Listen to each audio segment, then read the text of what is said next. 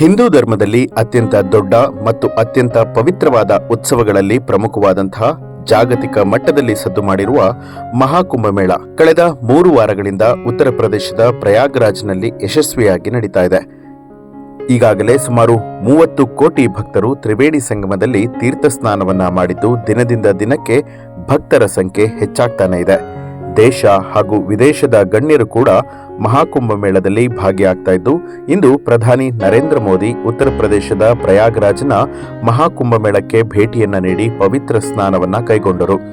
ಪ್ರಯಾಗ್ರಾಜ್ಗೆ ಆಗಮಿಸಿದಂತಹ ಪ್ರಧಾನಿಗಳನ್ನ ಉತ್ತರ ಪ್ರದೇಶದ ಮುಖ್ಯಮಂತ್ರಿ ಯೋಗಿ ಆದಿತ್ಯನಾಥ್ ಅವರು ಸ್ವಾಗತ ಮಾಡಿಕೊಂಡಿದ್ದು, ಅರೆಲ್ ಘಾಟ್ನಿಂದ ಬೋಟ್ನಲ್ಲಿ ಇಬ್ಬರು ಕೂಡ ಜೊತೆಯಾಗಿ ಮಹಾಕುಂಭಮೇಳ ನಡೀತಾ ಇರುವಂತಹ ಸ್ಥಳಕ್ಕೆ ಆಗಮಿಸಿದ್ರು.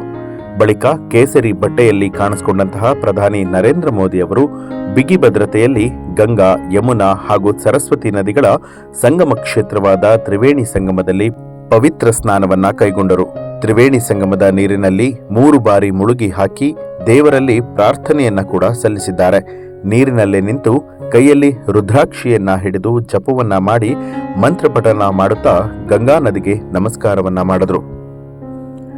ಗಂಗಾ ಸ್ನಾನದ ಬಳಿಕ ಪ್ರಧಾನಿ ನರೇಂದ್ರ ಮೋದಿ ಅವರು ಪ್ರಯಾಗ್ರಾಜ್ನ ಮಲಗಿರುವ ಭಂಗಿಯಲ್ಲಿರುವಂತಹ ಭಗವಾನ್ ಹನುಮಂತನ ದೇವಾಲಯ ಹಾಗೂ ಅಕ್ಷಯವತ್ಗೆ ಭೇಟಿಯನ್ನ ನೀಡಿ ದರ್ಶನವನ್ನ ಪಡೆದರು. ಈ ವೇಳೆ ಅರ್ಚಕರು ವಿಶೇಷ ಶಕ್ತಿಯುಳ್ಳಂತಹ ದಾರವನ್ನ ಪ್ರಧಾನಿ ನರೇಂದ್ರ ಮೋದಿ ಅವರ ಕೈಗೆ ಕಟ್ಟಿದ್ದಾರೆ. ಇನ್ನು ಮಹಾಕುಂಭ ಮೇಳಕ್ಕೆ ಪ್ರಧಾನಿ ನರೇಂದ್ರ ಮೋದಿ ಅವರು ವಿಶೇಷ ಸಿಹಿ ತಿನಿಸನ್ನ ತಂದಿದ್ದು, ತಾವೇ ಸ್ವತಃ ಎಲ್ಲರಿಗೂ ಕೂಡ ಹಂಚಿಕೆ ಮಾಡಿದ್ದಾರೆ. ಈ ವೇಳೆ ಉತ್ತರ ಪ್ರದೇಶದ ಮುಖ್ಯಮಂತ್ರಿ ಯೋಗಿ ಆದಿತ್ಯನಾಥ್ ಕೂಡ ಉಪಸ್ಥಿತರಾಗಿದ್ದರು. ಈ ಒಂದು ಮಾಹಿತಿ ನಿಮಗೆ ಇಷ್ಟ ಆಗಿದ್ರೆ ಏನನ್ನಿಸ್ತು ಅನ್ನೋದನ್ನ ಕಮೆಂಟ್ ಮಾಡಿ ತಿಳಿಸಿ. ಹಾಗೆ ಯಾರೆಲ್ಲ ಮಿತ್ರರ ಮಿತ್ರ ಚಾನೆಲ್ ಅನ್ನ ಸಬ್ಸ್ಕ್ರೈಬ್ ಮಾಡಿಲ್ಲ, ತಪ್ಪದೆ ಸಬ್ಸ್ಕ್ರೈಬ್ ಮಾಡಿ ಬೆಲ್ ಐಕಾನ್ ಒತ್ತಿ. ಹೆಚ್ಚಿನ ವಿಡಿಯೋಗಳಿಗಾಗಿ ಮಿತ್ರರ ಮಿತ್ರ ಚಾನೆಲ್ ಅನ್ನ ಸಬ್ಸ್ಕ್ರೈಬ್ ಮಾಡಿ ಬೆಲ್ ಐಕಾನ್ ಒತ್ತಿ.